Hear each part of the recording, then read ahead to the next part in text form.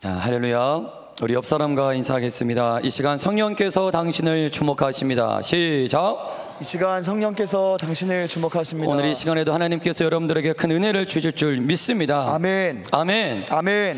우리의 예배에 주님께서 십자가의 피로 말미암아 우리에게 주셨던 이 예배, 단 한 예배도 우리가 포기할 수 없고 마귀에게 빼앗길 수 없고, 주님께서 십자가에 흘리신 보혈을 생각하면서 이 예배를 생명 걸고 목숨 걸고 오늘 우리 드리는 예배도 승리해야 될 줄 믿습니다. 아멘. 아멘. 아멘. 아멘. 함께 은혜 받으실 말씀, 사도행전 20장 24절 말씀 한 구절인데요, 너무나 우리들의 마음을 뜨겁게 하는 말씀이 아닌가 생각돼요. 여러분들이 암송하는 분들도 있을 거라 생각하는데 이 말씀은 암송에도 참 좋은 말씀입니다. 사도행전 20장 24절의 말씀을 우리 한 목소리로 함께 우리 선포하도록 하겠습니다. 다 찾으신 줄 알고 시작! 내가 달려갈 길과 주 예수께 받은 사명 곧 하나님의 은혜의 복음을 증언하는 일을 마치려 하면은 나의 생명조차 조금도 귀한 것으로 여기지 아니하노라. 아멘.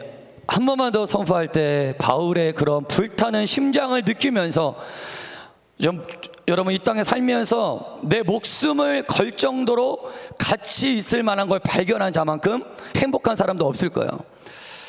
요즘 여러분들의 심장을 뛰게 만드는 것이 무엇입니까? 이것만 생각하면 자다가도 벌떡 일어날 만큼 나의 심장과 나의 가슴을 쿵땅쿵땅 뛰게 만드는, 불타오르게 만드는, 자다가도 이 얘기만, 이것만 생각하면 자다가도 벌떡 일어날 만큼 나의 하루하루를 살게 만드는 그것이 무엇입니까? 청년의 때는 그것들을 하나씩은 갖고 있어야 된다고 생각해요.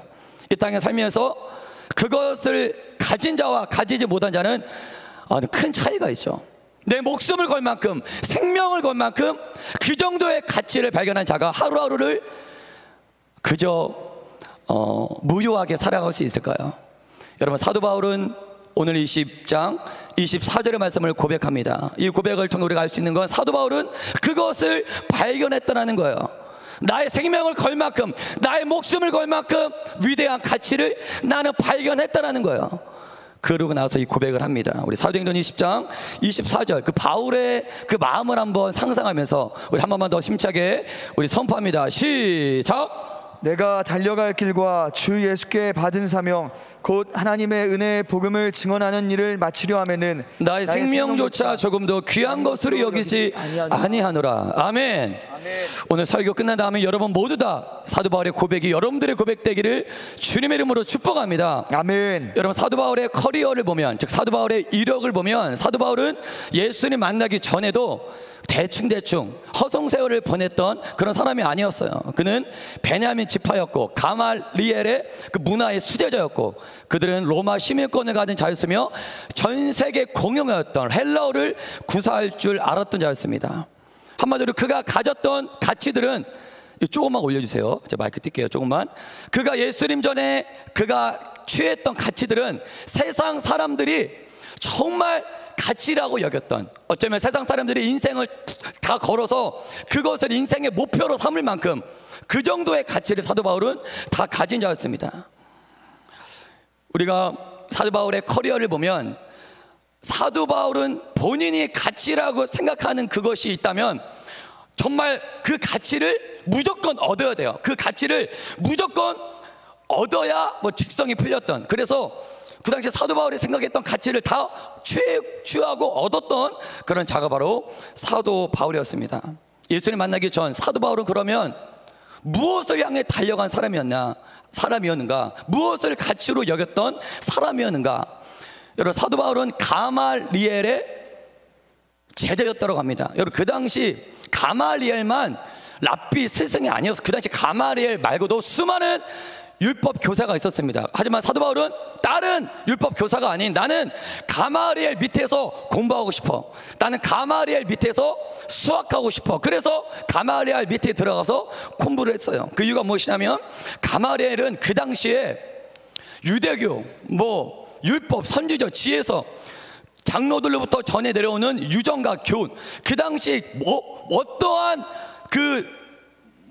고루고루 모든 지식에 투박했던 당대 최고의 지혜자가 바로 가말리엘이었습니다. 그래서 바리새파, 랍비, 백성들에게 말씀을 좀 가르치는 수많은 율법 교사들은 모두 다 가말리엘 밑에 가서 공부를 하고 싶었어요.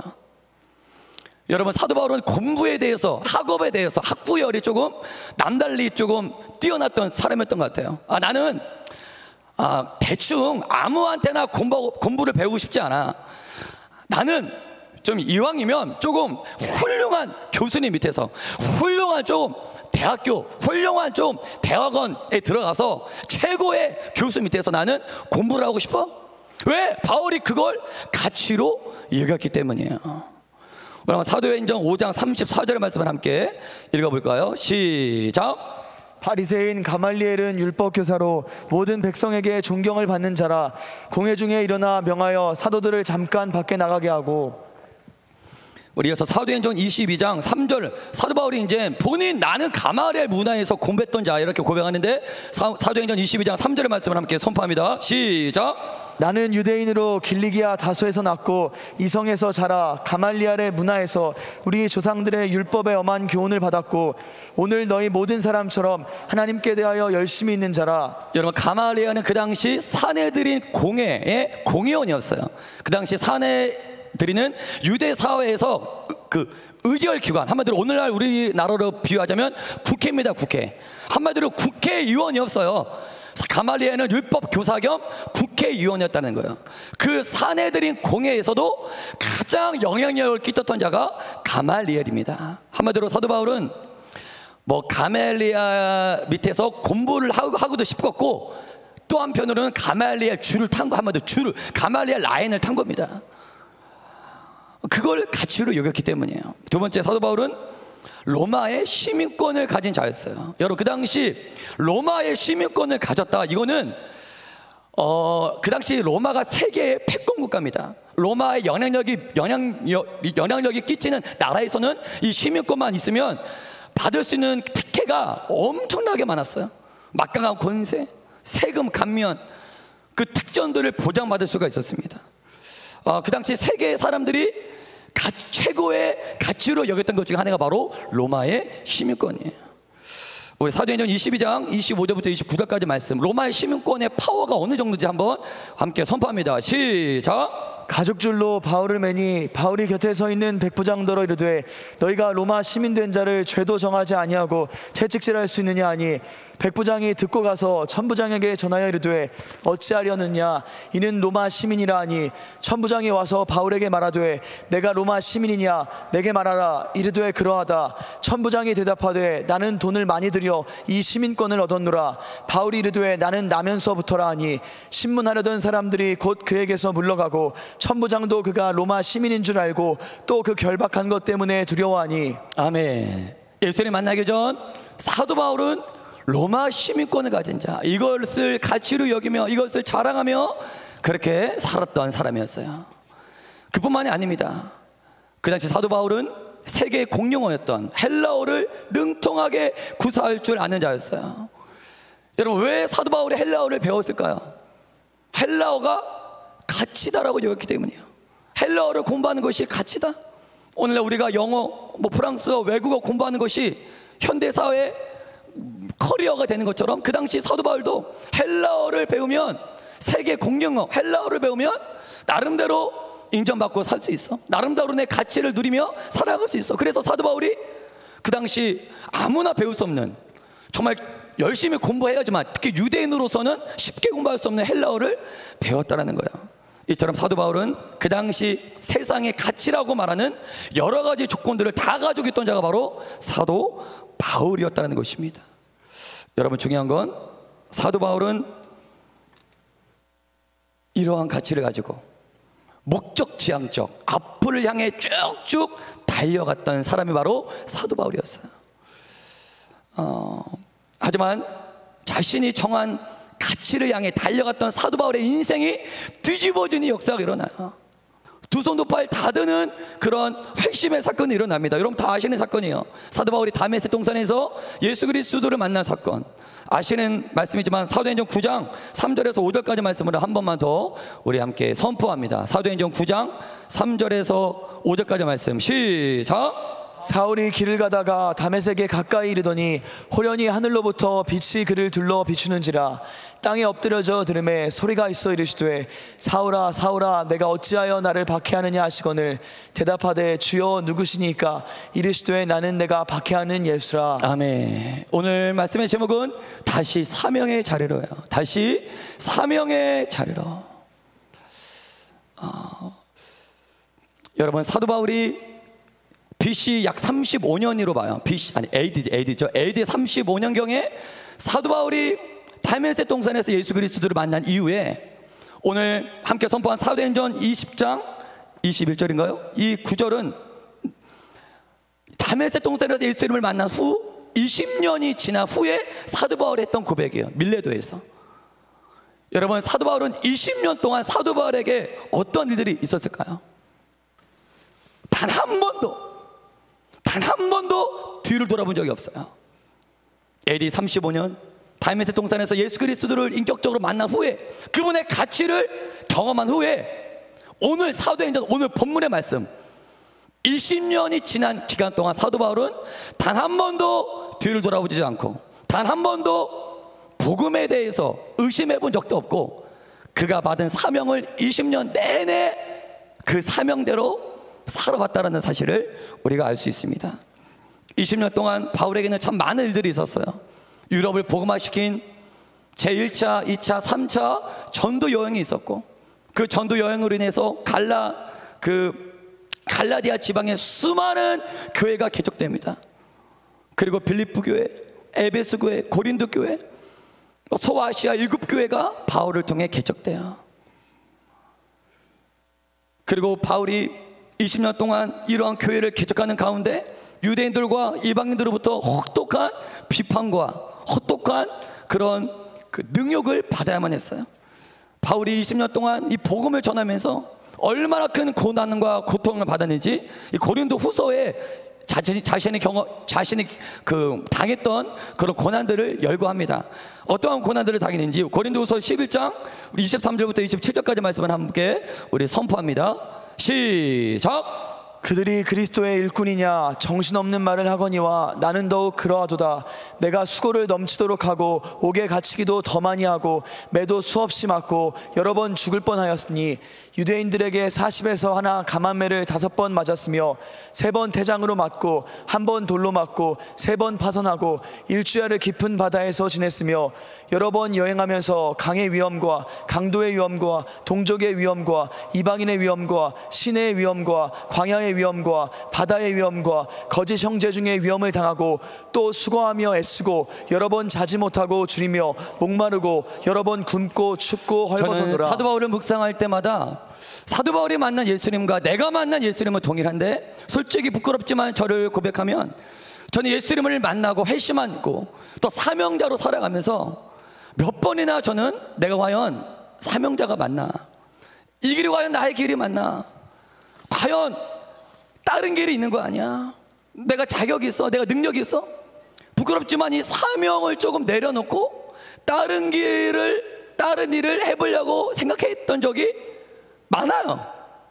그렇게 안 보이십니까? 그렇게 보이시나요?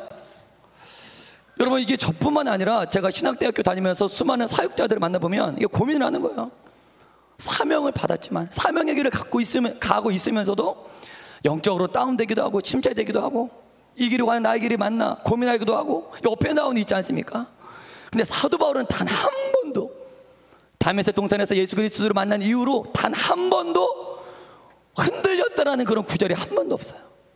이 사명에 대해서 회의를 가졌다라는 구절이 한 구절도 없어요.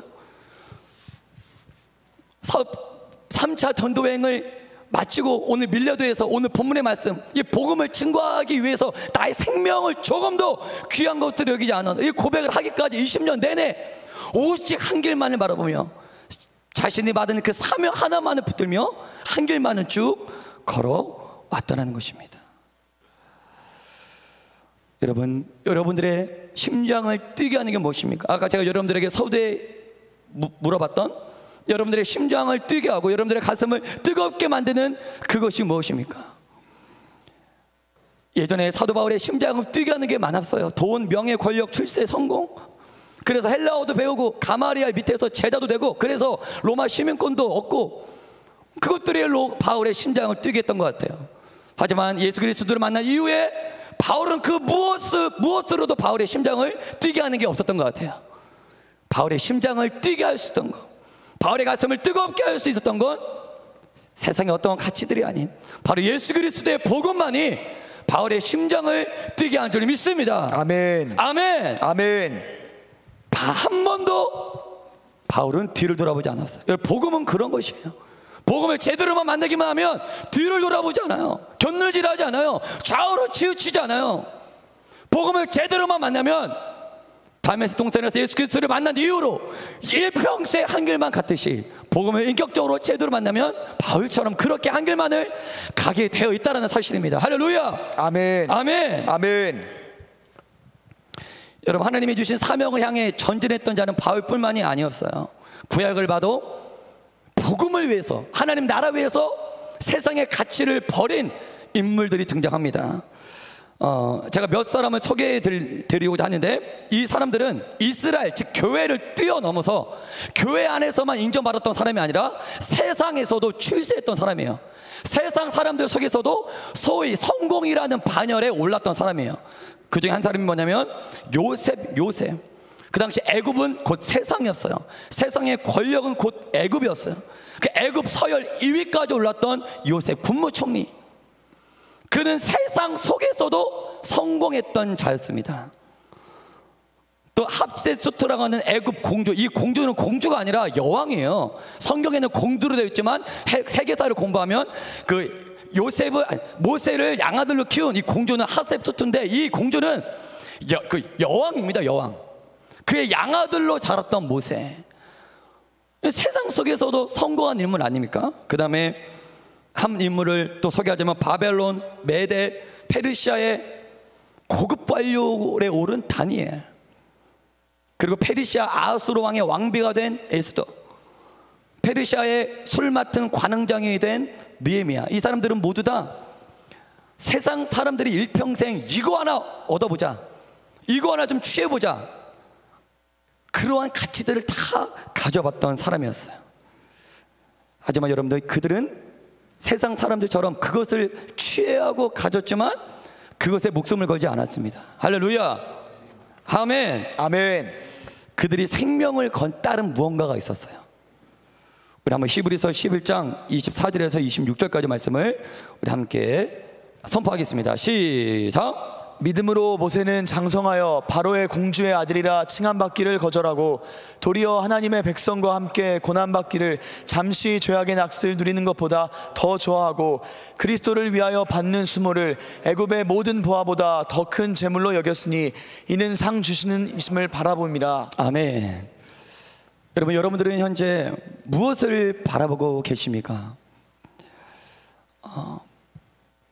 모세는 애굽의 화려한 궁궐을, 애굽 공주의 아들이라 칭함받는 걸 포기하고 광야, 그 고생 많은 광야, 모래바람이 휘날리는 광야에서 고난받기를 선택했어요. 여러분, 우리가 이 정도로 선명하게 하나님 나라를 볼 줄 아는 영안이 띄어져야 돼요. 할렐루야. 아멘. 아멘. 내 영안이 띄어졌다, 하나님 나라를 본다, 이것은 그냥 선포, 입술로의 선포만으로 끝나는 것이 아니라 모세처럼 정말 내가 하나님 나라를 위해서 세상의 가치를 내가 포기할 수 있는가? 애굽 공주의 아들이라 칭함받는 걸 내가 과연 내려놓을 수 있는가? 이 정도 수준으로 하나님 나라가 실제적으로 선명하게 내 안에 보여줘야 됩니다. 아멘. 아멘. 아멘. 아멘. 우리가 하나님 나라를 보지 못하기 때문에 교회에 오지만 하나님 말씀을 듣지만 그 하나님 나라가 보여지지 않기 때문에 오른발 왼발 양다리를 걸치고 있는 거예요.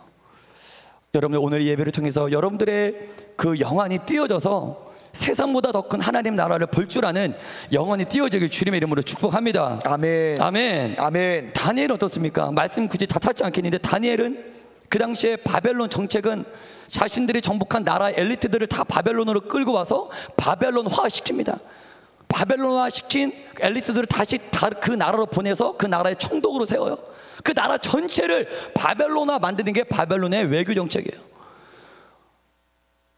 뭐 다니엘과 세 친구만 끌려온 것이 아니라 그 당시 수많은 전복, 그 피전복 당한 그 나라들의 엘리트들은 다 끌려왔어요. 모두 다 바벨론 느부갓네살의 그 눈에 들기 위해서, 느부갓네살 왕의 인정을 받기 위해서 막 애를 씁니다. 하지만 다니엘은 그냥 사람들에게 인정받는 것이 내 목적이 아니다. 회사에 뭐 상사, 부장님, 사장님 뭐 그런 분들에게 내가 인정받는 것이, 그런 분들에게 내가 인정받아서 왜 출세하고 승진하고 이런 것들이 나의 인생의 목표가 아니야. 다니엘 외에 다른 모든 인재들이 다 그 목표로 삼았어요. 바벨론 느부갓네살에게 인정만 받으면 한 자리 차지할 수 있다 이거예요. 다니엘은 그렇지 않았어요. 그것을 가치로 두지 않았다는 거예요. 그래서 왕의 음식, 포도주와 고기를 거부하고 하루에 3번 예루살렘을 향해 기도함으로 심지어 사자굴에까지 들어가는 그러한 경험을 하게 됩니다. 여러분, 다니엘이 처한 환경은 급변했던 환경이에요. 미래가 보이지 않았던 환경. 여러분들이 언제 여러분들이 선택할 때 언제 선택의 기로에서 방황하고 흔들리냐면 내 삶이 급변할 때, 내 삶 가운데 미래가 불확실할 때 여러분들의 판단 능력이 좀 흐릿흐릿해지는 것 같아요. 다니엘이 처한 환경도 급변하는 환경. 갑자기 막 유대에 있다가 갑자기 바벨론에서 끌려왔고, 갑자기 막 본인들의 미래가 보이지 않고, 이럴 때 우리가 하나님을, 나의 전책성을 놓치기 쉬워요. 그럴 때일수록 우리가 정신을 바짝 차려야 될 줄 믿습니다. 아멘. 아멘. 아멘. 아멘. 그때 바벨론에 손을 내미는 거예요. 네 음식을 먹어라. 나와 손을 잡자. 바벨론 문화에 함께 동화되자. 여러분들 회사에서, 직장에서, 세상에서 여러분들의 환경이 급변하고 여러분들의 미래가 보이지 않을 만큼 그러한 그 확실하지 않은 환경 가운데 처해 있다 할지라도 나는 누구인가, 나의 주인은 누구인가, 여러분들의 정체성을 잃지 않고 여러분들의 가치관이 바벨론에게 동화되지 않고 끝까지 좀 하나님만을, 그 사명을 선택하는 여러분들이 되시길 주님의 이름으로 축복합니다. 아멘. 아멘. 여러분, 에스더를 통해 우리가 중요하게 우리가 확인할 수 있는 그 구절이 있는데요. 여러분, 에스더가 페르시아 아수로 왕의 왕비가 되었습니다.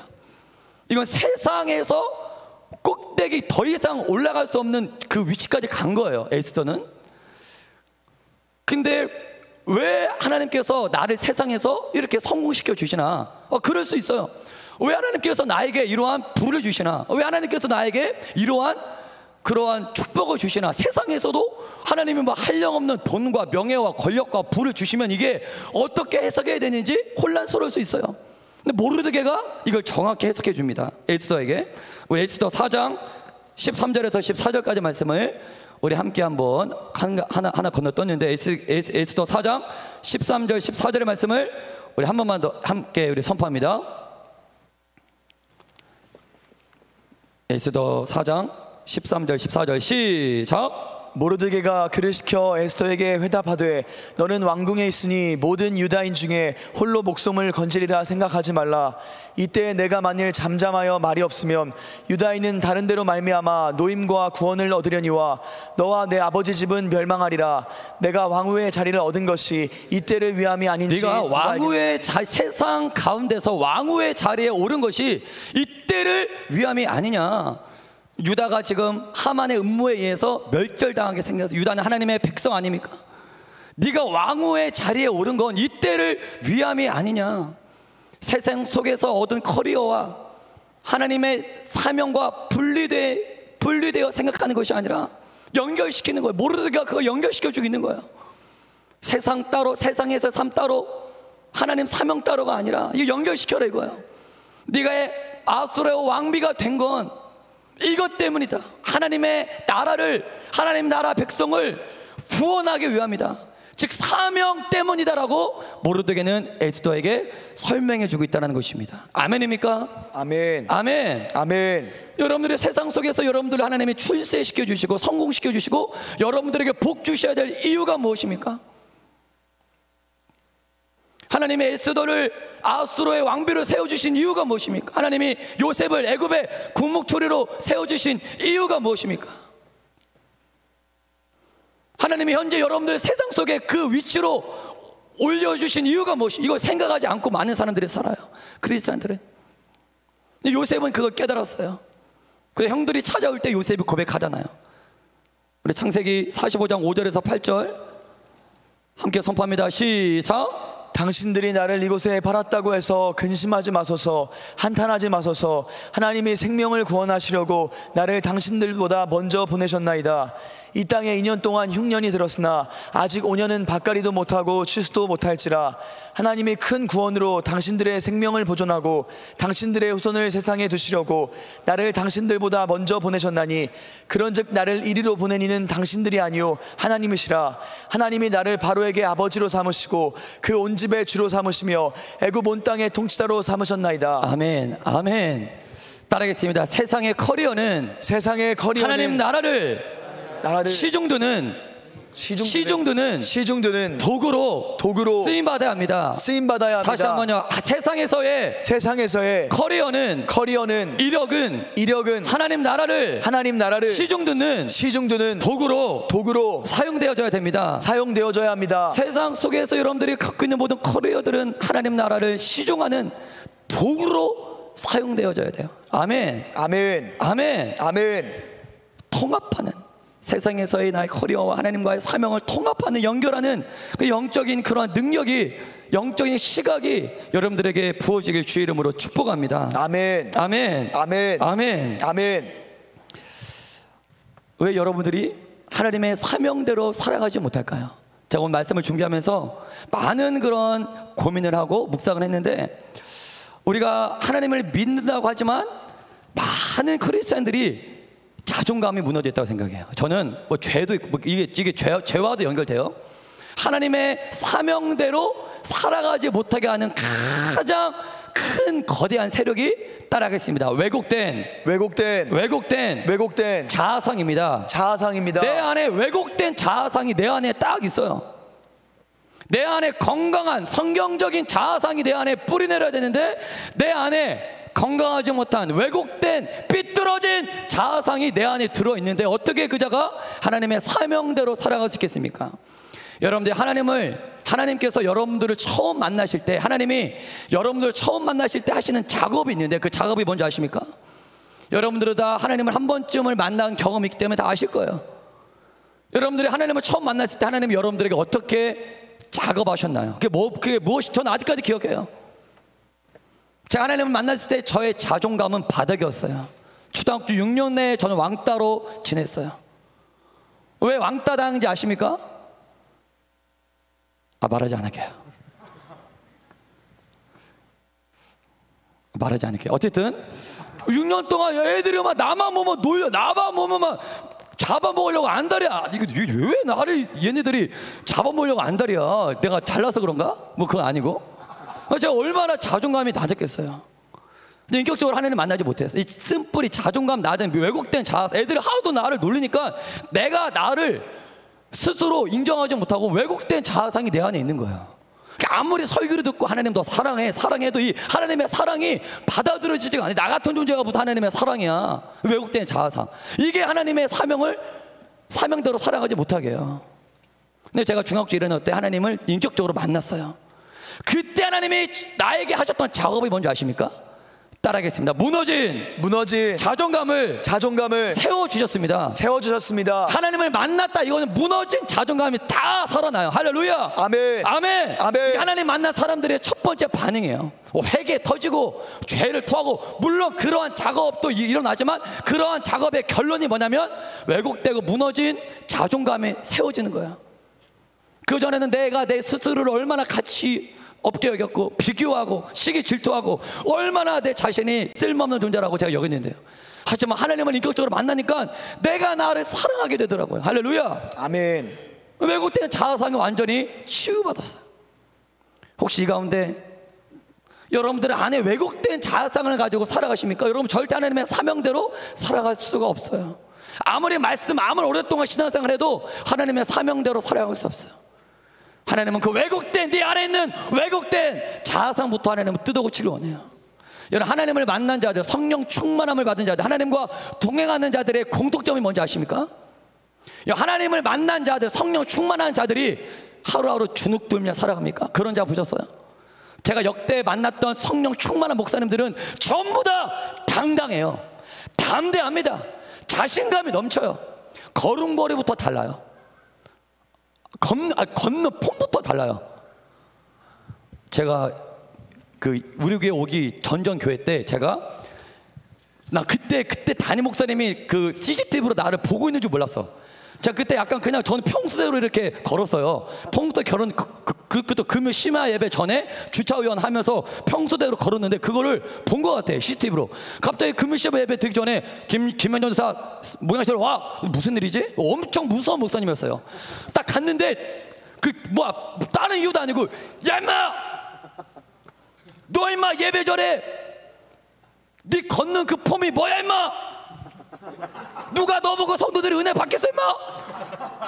무시하게 들어 눈물 쏙 퍼지고 혼내키는 거예요. 난 내 걸음걸이 보고 그렇게 혼나본 적이 그때 처음이에요. 걷는 걸음걸이만 봐도 안다 이거예요. 금요 심야 예배 드리기 전에 막 큰 문대하고 기대하는 마음으로 뛰어와야지, 날라와야지. 어깨에 축 쳐져가지고 그게 걷는 그 폼이 뭐야 임마? 그리고 자신이 그 목사님이, 여러분 아시는 목사님인데 실명은 거론해서 그렇지만 세계로 금남교회 그 목사님의 베스트 프렌드예요. 야 임마, 그 목사님은 걸음걸이를 어떻게 걷는지 아냐? 막 이렇게 맨날 뭐 화장실을 가든 뭘 가든 걸음걸이 늘 이렇게 걷는데요. 빡 또 앞으로 그렇게 걸어. 그렇게 걸으라는 거예요. 아 진짜 제가 그렇게 눈물 쏙 빠지게 혼났어요. 무슨 얘기 하려다가 얘기했어. 아 맞아. 성령 충만한 자들은 걸음걸이부터 달라요. 이거 진짜 육적인 얘기가 아니라 영적인 원리예요. 뒤통수만 봐도 알아요. 뒤통수만 봐도 저 사람이 지금 자존감이 하나님으로 인해서 회복된 자인지 아니면 자존감이 무너진 자인지 뒤통수만 봐도, 어깨만 봐도 알아요. 걷는 폼만 봐도 알아요. 여러분 억지로라도, 힘이 없어도 억지로라도 이렇게 걸으세요. 아멘. 아멘. 아멘. 아멘. 여러분 무너진 자존감, 왜곡된 자존감 곁에는 사단이 달라붙어 살고 있어요. 사단이 그 왜곡된 자존감 곁에 사단이 타닥타닥 달라서 기생하고 있다는, 기생충처럼 기생하고 있다는 거예요. 왜곡된 자아상을 가지면 나 스스로를 비관하고 주변 사람들도 다 정죄하고 나라도 원망하고 하나님도 왜곡되게 해석해요. 이런 자가 어떻게 하나님의 사명대로 살아갈 수가 있겠습니까? 대표적인 자가 가인 아닙니까? 가인. 예배 한번 하나님 앞에 실패했다고 인생 망했습니까? 회개하면 되죠. 예배 한번 하나님께서 연락 받지 않았다고 주여 용서하여 주옵소서, 무엇을 잘못했습니까? 바로 일어서면 되지. 그거 한번 잘못 들었다고 인생 망한 것처럼 아벨을 죽여요? 이 왜곡된 쓴뿌리가 동생 아벨까지 죽이는 비참한 결과까지 초래한 거예요. 여러분 만약에 가인이 날마다 하나님은 나를 사랑해, 나는 가치 있는 존재야, 나는 얼마나 소중한 존재인지 내가 소중한 존재라는 거 알고 있어. 가인이 매일매일 이런 고백을 하고 살았다면 그 예배 한번 실패했다고 아벨을 죽였겠습니까? 이 자존감이, 왜곡된 자존감이 이렇게 무섭다라는 거예요. 마귀가 이러한 작업들을 해요. 이 죄를 통해서 인간의 가치를 가장 저하시키는 게 바로 이 더러운 죄예요. 우리는 더러운 죄랑, 여러분들 죄는 달콤한 게 아니라 죄는 더러운 거예요. 할렐루야.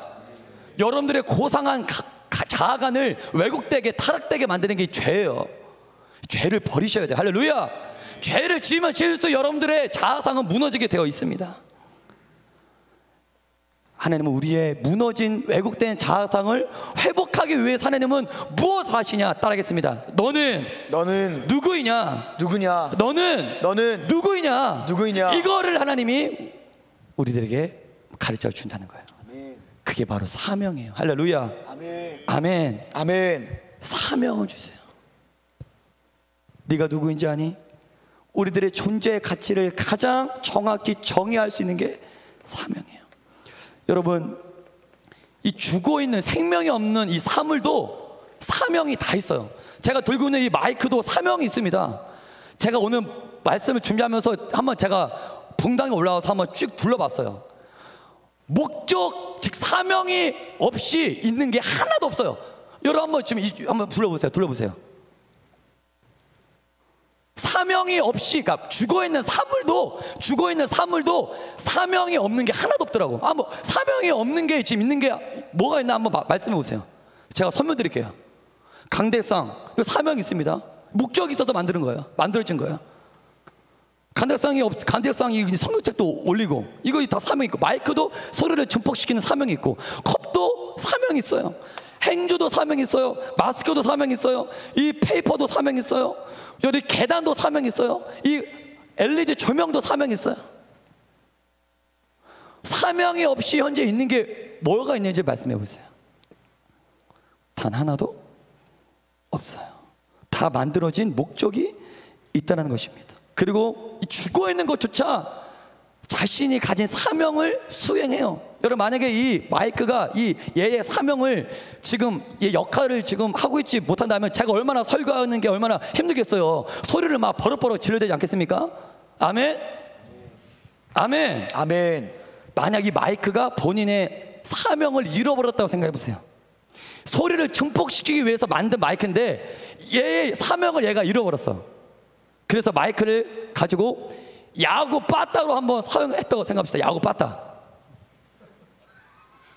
얘가 누군지를 몰라요. 지금 얘의 정체성을 잃어버렸어. 사명을 잃어버렸어. 얘가 몰라. 자기가 어떠한 존재인지도 몰라. 그래서 그냥 나 혹시 야구 빠따 아니야? 그래서 야구 빠따 내리치고 이걸 갖다가 막 갑자기 막 헤드로 막 때리고, 나 수저 아니야? 수저? 이거를 밥 퍼먹고. 그러면 이 마이크가 이게 가치 있는 마이크가 될 수 있겠습니까? 여러분, 마이크는 마이크의 사명대로 쓰임받을 때 가장 가치 있는 거예요. 할렐루야. 아멘. 얘의 사명대로, 얘가 창조된 지어진 목적대로 쓰임받을 때 얘가 가장 행복해지고 어울리고 아름답게 보이고 가치 있게 되는 줄 믿으시길 바랍니다. 아멘. 그러기에 여러분들의 존재 목적, 내가 왜 창조되었나, 나의 사명은 무엇인가, 이걸 깨닫는 건 인생에서 매우 중요한 문제예요. 아멘. 아멘. 나의 사명은 무엇, 내가 왜 존재했는가, 이걸 깨닫는 건 인생에서 매우 중요한 문제라는 것입니다. 자신의 사명대로 살 때가 가장 행복하고 가장 아름다워요. 할렐루야. 아멘. 옆 사람 비교하지 마세요. 직장, 회사, 교회, 가정에서 비교하지 마세요. 남의 사명 따라하려고 하지 마세요. 마이크가 남의 사명 따라하면 이게 아름다워집니까? 여러분들에게 주신 여러분들의 사명이 있어요. 할렐루야. 아멘. 그것을 감사함으로 받으며 나만이 할 수 있는 내가 받은 사명대로 살아갈 때 그자가 가장 아름다운 인생을 살 수 있는 거예요. 할렐루야. 아멘. 여러분, 이 사명은 누가 설정합니까? 만든 자가 설정해요. 아멘. 마이크가 자기 스스로 사명을 내가 설정할 수 있습니까? 마이크가 아니에요. 마이크를 만든 자가 사명을 설정한 거예요. 이걸 만든 자의 사명을 버린 채 지 스스로 다른 사명을 찾겠다고 막 교만하면 이거는 고장나는 거예요. 제가 옛날에 전자제품 어렸을 때 전자제품을 나사를 싹 다 분해했어요. 어렸을 때 드라이브를 가지고 그냥 정축인가?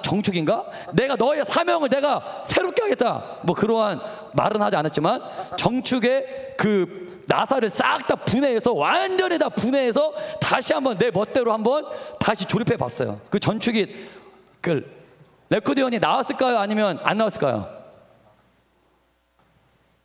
여기 전축 몰라요? 전축. 제 혀가 짧아요. 전축 오디오, 옛날 오디오가 전축이에요. 목사님 아시죠? 목사님 아세요? 40 전축. 그게 완전히 망가져가지고 그냥 이게 안 나와요. 아무리 눌러도 안 나와요. 만든 자의 사명을 버린 채 본인이 마음대로 사명을 설정하면 난 이렇게 살겠다 하면 망가진 인생으로 살아갈 수밖에 없다는 것입니다. 여러분 따라하겠습니다. 사는 것이 중요한 것이 아니다. 창조된 목적대로 사명대로 사는 것이 중요하다. 사는 게 중요한 게 아니에요. 사는 게 오래 살아봤자 뭐합니까? 창조된 목적대로 사명대로 사는 게 더 중요한 것인 줄 믿으시길 바랍니다. 아멘. 여러분 반주해 주시고요. 심지어 죽어 있는 사물들도 내가 이러한 가치가 있다고, 이러한 사명이 있다고, 나는 소리를 증폭시킬 수 있다고, 나는 마이크라고, 나의 정체성, 소리를 증폭시키는 마이크, 이 마이크, 죽어있는 마이크도 본인의 사명을 자랑하면서 이 가치를 뿜어내는데, 하면 저 여러분들은 만물의 영장이라고 하고 하나님의 형상과 모양대로 지음받은 최고의 걸작품, 최고의 피조물이라고 합니다. 인정하십니까? 아멘. 아멘입니까? 아멘. 우리가 왜 만물의 영장입니까? 목적이 가치를 설정해요. 너는 10,000원이야? 10,000원의 가치야? 넌 10,000원? 그래서 10,000원 지폐가 만들어진 거예요. 목적을 10,000원으로 설정했어요. 넌 50,000원이야? 너 50,000원의 사명이야? 만든 자가 50,000원 지폐를 딱 향해서 너는 50,000원의 기능을 해. 너의 사명은 50,000원의 가치야? 그 50,000원의 가치가 된 거예요. 지폐는 창조자의 목적이 가치를 설정해요. 여러분들, 하나님이 여러분들을 창조할 때 뭐라고 말씀하셨습니까? 50,000원, 100,000원, 100,000원 그렇게 말씀하셨어요? 아니에요. 너는 나의 형상과 모양대로 만들었다. 할렐루야. 아멘. 어떤 피조물을 향해 하나님이 자신의 형상과 모양대로 만들었다. 그렇게 말씀하신 피조물이 어디가 있습니까? 이사야 43장 22절, 이 백성은 내가 나를 위하여 지었나니 나를 찬송하게 하려 함이라. 할렐루야. 아멘. 아멘. 아멘.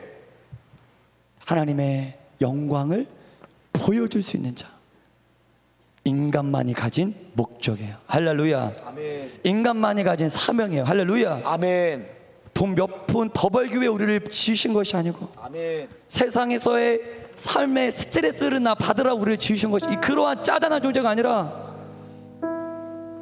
저와 여러분들의 창조 목적은 고귀합니다. 아멘. 마이크가 가장 잘하는 일이 뭘까요? 소리를 증폭시키는 일을 가장 잘해요. 왜? 그렇게 만들어졌기 때문에. 여러분들이 가장 잘하는 일이 뭔지도 여러분들은 모르고 살아요. 여러분들이 가장 이 땅에서 가장 최고로 잘할 수 있는 일이 무슨 일인지 아십니까? 이거 아는 사람 손 한번 들어보세요. 뭔가 영감이 오시는 분들 아실 텐데 따라하겠습니다. 하나님을 찬양하고 하나님께 영광 돌리고 하나님의 형상과 하나님의 모양을 드러내는 일을 가장 최고로 잘할 수 있습니다. 마이크가 소리를 증폭시키기 위해 마이크를 만들었어요. 그래서 마이크는 소리를 증폭시키는 일을 가장 잘하는 것처럼, 인간을 하나님이 태초에 설정할 때 너는 나의 형상과 모양대로 지었어. 너는 나의 영광을 찬양하기 위해 지었어. 그래서 우리는 하나님을 찬양하는 일을 가장 잘할 수밖에 없다는 거예요. 할렐루야. 아멘. 이거 이해하십니까? 이거 이해하세요? 아멘. 아멘. 왜 그렇게 만들었어? 설계자가 그걸 가장 잘할 수 있는 존재로 우리를 설정했고 그렇게 창조했어요. 그 우리는 하나님을 찬양하고 영광 돌리고 하나님께 예배하고 제사하고 이런 일을 잘할 수밖에 없는 존재예요. 아멘. 아멘. 아멘. 아멘. 왜? 그렇게 사명을 받고 지음받았기 때문에. 근데 여러분들 잘하고 계십니까? 그 일을? 하나님께 영광 돌리는 걸 부담스러워 하잖아요. 하나님의 사명대로 사는 걸 부담스러워 하지 않습니까? 다시 돌아오셔야 돼요. 아멘. 마이크는 마이크대로 살아야 어울려요. 여러분들이 죄 가운데, 타락 가운데, 마귀 가운데, 세상 가운데 있을 때 여러분들이 어울리는 존재가 아니라 하나님의 사명대로 살아갈 때 가장 아름답고 그 일을 가장 잘할 수 있는 존재고, 여러분들의 가치가 그럴 때 가장 빛나는 줄 믿습니다. 아멘. 우리 시간 함께 기도할 때, 하나님, 나는 과연 누굽니까? 나는 과연 누굽니까? 나의 자존감이 무너져 있습니다. 나의 왜곡된 자아상이 나를 매일매일 비교와 시기 질투와 지옥 같은 인생을 살아가게 합니다. 이 나의 이 왜곡된 자아상을 누가 이렇게 만들었습니까? 여러분, 죄 아닙니까? 사명을 내팽개친 여러분들이 죄 아니에요? 하나님, 오늘 이 시간 무너진 나의 자존감을 회복시켜 주시옵소서. 다시 한번 사명을 부어 주옵소서. 다시 한번 너는 나의 영광이야. 너는 나의 형상이야. 너는 나의 모양이야. 너는 나를 찬양하기 위해 지음받은 최고의 걸작품이야. 왜곡된 자상으로 너를 비하하지 마. 오늘 이 음성을 들으실 주 이름으로 축복합니다. 아멘. 우리 전에 주여 삼창하시고 기도할 때 주여 나의 왜곡된 자상을 고쳐 주옵소서. 나의 사명을 다시 구워 주옵소서. 우리 시간에 주여 삼창하시고 함께 기도하겠습니다. 주여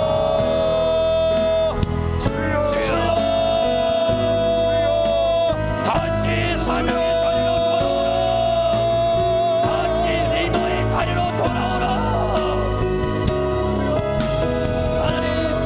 하나님 왜곡된 나의 자상을 고쳐주옵소서. 하나님 왜곡된 나의 자상을 주님 고쳐주옵소서. 아버지 나의 가치 왜곡된 자상이 내 안에 있습니다. 하나님 나는 누구입니까? 나는 무엇을 하며 살아야 합니까? 나의 사명은 무엇입니까? 하나님 나의 비뚤어지고 나의 왜곡된 이 더러운 자상을 주님 고쳐 주옵소서. 주여 나를 새롭게 하여 주옵소서. 주님께 내 인생을 내어 던집니다. 주님께 나의 인생을 내어 던집니다. 주님께 나의 삶을 내어 던집니다. 주여 나를 새롭게 하시고 다시 사명자의 자리로 다시 사명자의 자리로 다시 사명자의 자리로 나를 회복시켜 주옵소서.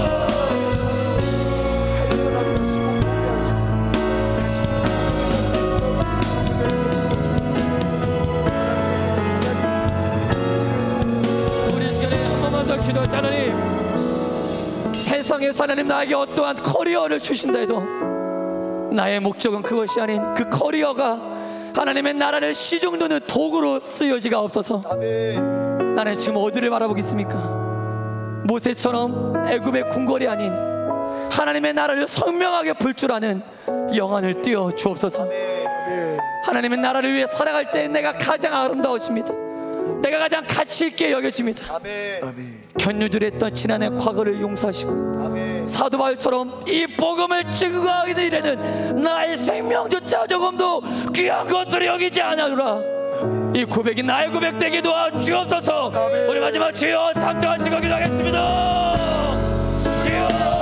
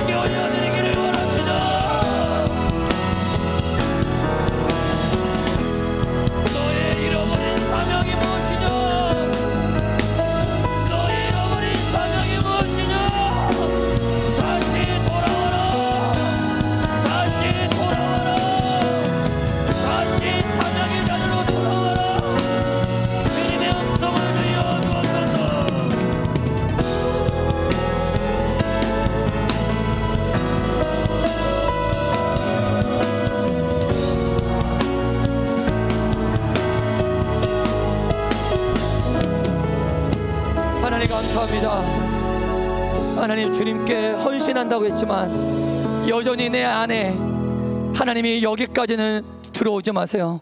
여기까지는 침범하지 마세요. 내가 이 정도까지는 주님께 나아갑니다. 하지만 이것은 안 돼. 여기부터는 안 됩니다. 나 영적인 마지노선이 있습니까? 하나님 99.9%도 안 됩니다. 100%다. 나의 100%다. 주님께 내어드리는 청년 부대가 하여 주옵소서.